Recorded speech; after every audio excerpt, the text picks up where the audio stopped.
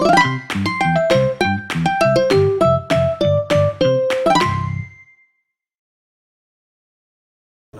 मैं हूं शानू माथुर और आप देख रहे हैं अपना यूट्यूब चैनल फिजिक्स एनकाउंटर। और दोस्तों, आज इस वीडियो में जो हम चर्चा करने वाले हैं वो एक समांतर प्लेट संधारित्र का समांतर क्रम संयोजन होगा। और ये एक बहुत ही महत्वपूर्ण टॉपिक होगा जिसकी हम शुरुआत करने वाले हैं। तो आइए स्टार्ट करते हैं। देखिए, जैसा कि हमने यहाँ पर चित्र में बना दिया है समांतर क्रम संयोजन। यहाँ पर देखिए, यहाँ पर एक बैटरी लगी हुई है और बैटरी से यहाँ पर धारा प्रवाहित हो रही है। और धारा प्रवाहित होते होते यहाँ पर देखिए एक तार से तीन प्लेटें लगा दी हैं मैंने। यहाँ पर देखिए एक प्लेट ये है आपकी, एक प्लेट ये है आपकी, एक प्लेट ये है। ठीक है, तो जब तीन प्लेटें हैं तो इनकी धारिताएं भी अलग अलग होंगी। जैसे इसकी धारिता C1 हो गई, तो इसकी धारिता C2 हो गई, इसकी धारिता C3 हो गई। और इसके बाद यहाँ पर Q1 आवेश हो गया, यहाँ पर Q2 आवेश हो गया, यहाँ पर Q3। क्यों? क्योंकि आवेश जो है, हमने जैसे बताया था कि जैसे जैसे बिंदु बदलता है वैसे वैसे विभव बदलता है।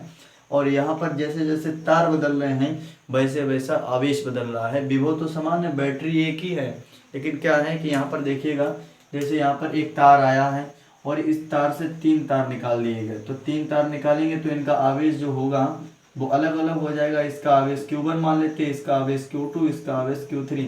तो वही स्थिति यहाँ पर हमने की है, जैसा कि आप लोगों को चित्र में दिख रहा होगा। ये Q1 हो गया, ये Q2 होगा, ये Q3 हो गया। इतना समझ गए होंगे। और ये आवेश जो हैं वो हमने इसमें लिख भी दिए हैं। और विभव जो होगा वो कैसा होगा? समान होगा। लेकिन अगर यहाँ पर देखा जाए कि इनका टोटल आवेश निकालें तो टोटल कैसा निकलेंगे?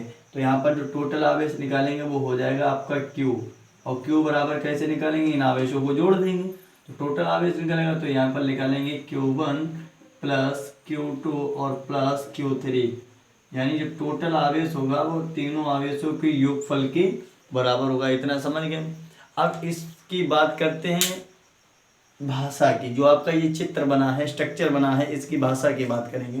तो देखिए भाषा क्या होगी कि माना तीन समांतर प्लेटों को हमने समांतर क्रम संयोजन में जोड़ा है और इनकी धारिताएं भी अलग अलग हैं और तथा इनका आवेश भी अलग अलग है और इनका विभव नियत रहता है। तब समांतर प्लेट की समांतर क्रम में धारिता।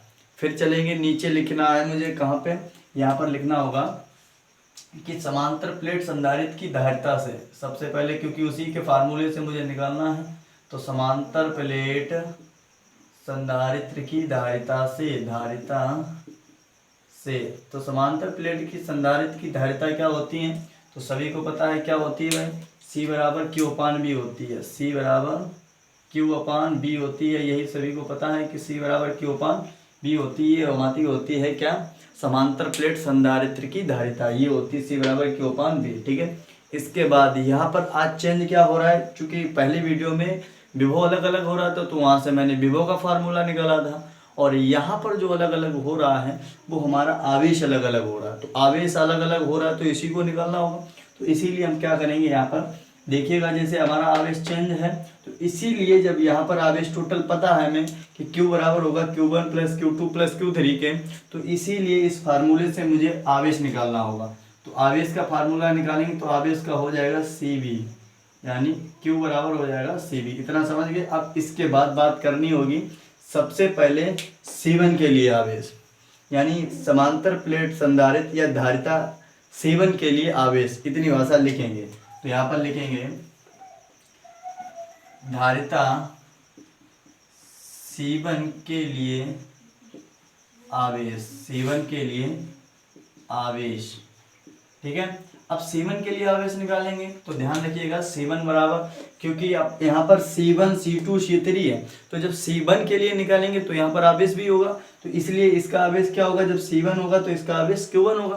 तो इसीलिए यहाँ पर लिखेंगे Q1 बराबर हो जाएगा, क्या हो जाएगा भाई? C1V, क्योंकि विभव जो है वो क्या है? नियतांक है। तो इसीलिए इसे बना देंगे समीकरण नंबर 1।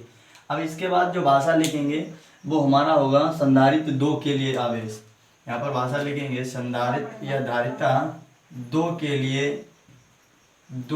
लिए आवेश, संधारित्र 2 के लिए आवेश। तो संधारित्र 2 के लिए जब आवेश निकालेंगे तो आवेश भैया इसका क्या हो जाएगा? तो यहाँ पर आवेश जब धारिता नंबर 2 है तो इसका आवेश भी 2 होगा, यानी Q2 is equal to C2V। इतना समझ गए होंगे आप सभी लोग। और इसे बना देंगे समीकरण नंबर 2। इसके बाद अब हमारा कौन सा धारिता नंबर रह गया 3, ये रह गया, यानी जो प्लेट है वो आपकी तीसरी रह गई। तो उसकी धारिता निकालेंगे तो लिखेंगे यहाँ पर धारिता C3 के लिए आवेश, धारिता C3 के लिए आवेश। ठीक है। अब जब यहाँ से आवेश इसका निकालेंगे तो इसका भाई फार्मूला क्या निकल जाएगा, तो इसका फार्मूला निकल जाएगा Q3 बराबर हो जाएगा C3B। ठीक है। और Q3 बराबर हो गया C3B, से बना देंगे समीकरण नंबर 3। अब क्या करना होगा कि जैसा कि मैंने पिछली वीडियो में समीकरणों को जोड़ा था, तो वैसे ही यहाँ पर हमें क्या करना होगा, समीकरणों को जोड़ना होगा। तो इसीलिए यहाँ पर थोड़ी सी भाषा लिखेंगे कि समीकरण 1 व 2 या 3 को जोड़ने पर, यानी समीकरण 1 + 2 और +3 को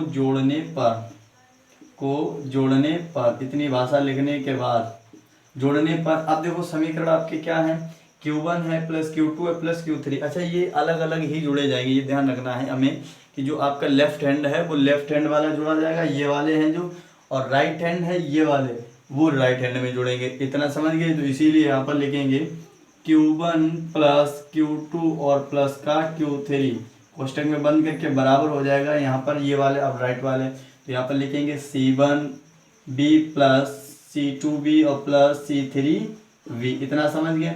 अब यहाँ पर देखिएगा Q1 plus Q2 plus Q3, यानी यहाँ पर दिखा है Q1 plus Q2 plus Q3 is equal to क्या है Q। तो यहाँ पर लिखेंगे Q और बराबर क्या हो जाएगा C1 plus C2 plus C3, क्योंकि यहाँ से आपको विभव जो है वो क्या मिल रहा है, कॉमन मिल रहा है। तो विभव को हम बाहर लाएंगे और आपका क्या हो जाएगा C1 प्लस C2 और प्लस C3। ठीक है, इतना समझ गए। अब इसके बाद क्या करना होगा, चूंकि हमें आवेश का फार्मूला पता है, आवेश का फार्मूला हमने ये निकाल रखा है Q बराबर CV। तो इस आवेश की जगह यानी Q की जगह पे आप CV रख दीजिएगा। तो जब यहाँ पर CV रख देंगे तो यहाँ पर हो जाएगा CV is equal to V into C1 plus C2 और प्लस C3। ठीक है। और इस B से ये B कैंसिल हो जाएगा, तो C बराबर निकल के आएगा C1 प्लस C2 और प्लस C3। तो ये आपका था फार्मूला और इसी का मुझे डेरिवेशन करना था। तो ये हो गया आपका समांतर क्रम संयोजन। ठीक है दोस्तों, अगर आपको वीडियो अच्छी लगी हो तो वीडियो को लाइक कर दीजिएगा, और अगर जो चैनल पे नए हैं तो वो चैनल को सब्सक्राइब कर लें। Thank you.